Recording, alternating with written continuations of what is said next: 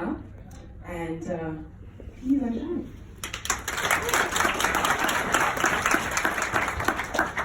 Thank you, Sarah. Can everyone hear me? Yes. Okay, no, perfect. How many of you would be nervous or have been nervous to come on stage and present? Can I see a show of hands? Okay, that's many of us in the room. So I'm on stage right now and I'm presenting. But when I was younger, the thing I would hate the most is to present. So I'm going to take you on a journey of how I've managed to be myself more with skill. But I'm going to need all of your help. Is that okay? Yeah. Okay. So we got on this board here and that board over there. 2 words. The first one, perfect. And the next one is yet. So I'm going to get all of you to interact with me as I do this talk. So when I say things like, I can't do it, I want you lot to say yet when I touch my ear. Is that clear? I can't do it? Yes. Throughout the journey, when I first was really young, that was my mindset, I can't do it. Yes.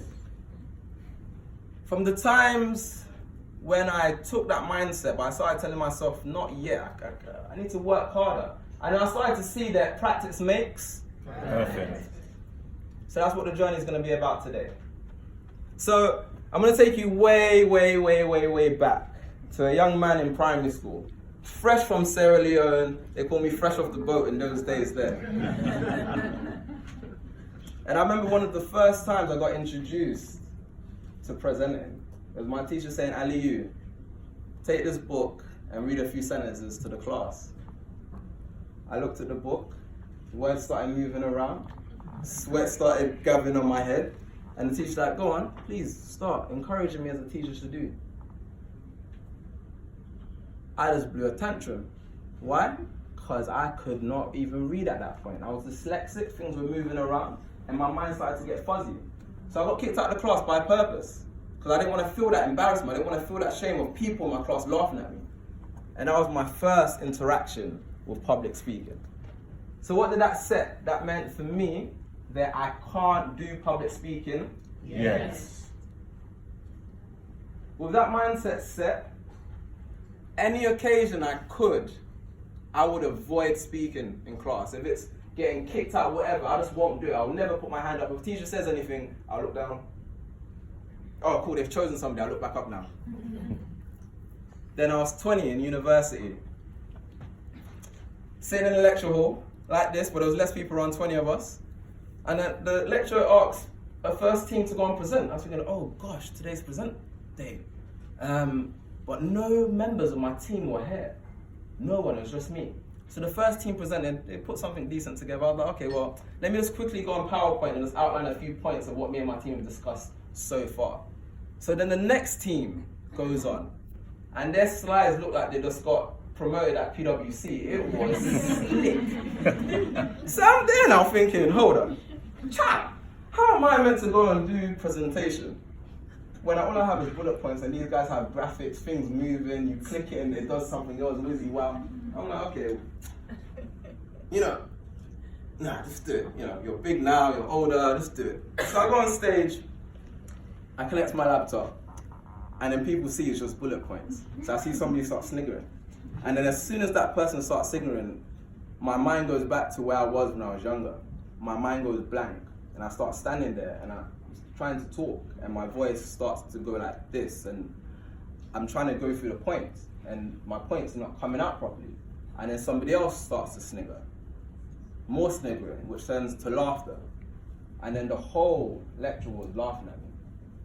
Even the lecturer is looking at me, in my face. That's the point I really wanted to go for a toilet break. I stood there and the lecturer said, you can sit back down now. But I was so petrified within myself I couldn't move. I stood there until the lecturer came and said, you can go now. And then I went to go and sit down. And I can't remember what happened the rest of that lecture. I blacked out. That was the day I experienced my biggest nightmare. The thing which I wanted to avoid all those years when I was younger, the thing which I was scared of the most, I experienced in that moment. I couldn't do it. Yes. I've made myself a promise, and the promise was this. If I'm ever in front of a stage, I don't care who it is. I don't care where it is. I'm going to bring the full who I am to that stage. And I'm going to own it.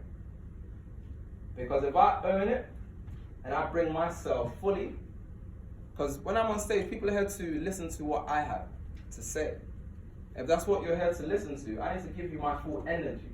Not be conscious of this might go wrong or that might go wrong. Am I going to say this right? No, I'm going to bring my full presence to the stage. And when I do that, I will deliver it with passion. I will deliver it with my voice loud. And I'll deliver it standing tall. And that's the day I started to discover who I wanted to be when it came to be on stage. And I said that will never happen to me again. So what happened? Over time, what you do, you practice, and practice makes Perfect. So I practiced many times. I launched a program to go across 6 different countries in Africa over 6 months. And over those 6 months, I featured on TV shows, did loads of different presentations. And when I came back to the UK, I set myself a goal to say I want to do 50 talks by the end of the year. So I had a few things which I wanted to actually achieve from that. I thought to myself, ooh, can I get paid? I don't think I can get paid. Yes.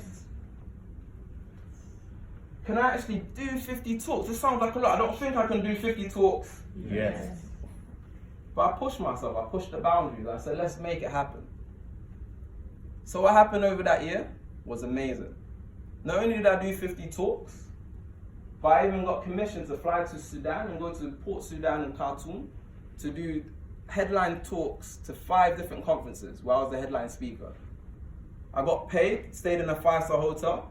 I thought to myself, so if you set a goal and you believe in yourself, is this what life can bring?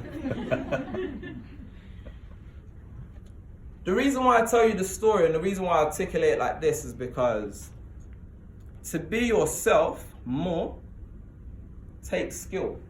There's ways to deploy it. Everyone is different. And how you bring yourself out is different. But the crucial thing where it always starts is how you talk to yourself. What you say to yourself on a daily basis. If you tell yourself on a daily basis, I can't do it, that's where you will stay. But if you just add a simple change of a phrase, I can't do it, Yes. that all of a sudden flips that to say there's growth. There's a possibility to move forward. And once you have that possibility to move forward, then it all becomes a cycle of practice, because practice makes Perfect. And that's why I want to leave you here today. To be yourself with more skill takes practice, and it takes a mindset which says I can do it. So I want everyone to leave today with that in mind. I can, and practice makes Perfect. Thank you very much.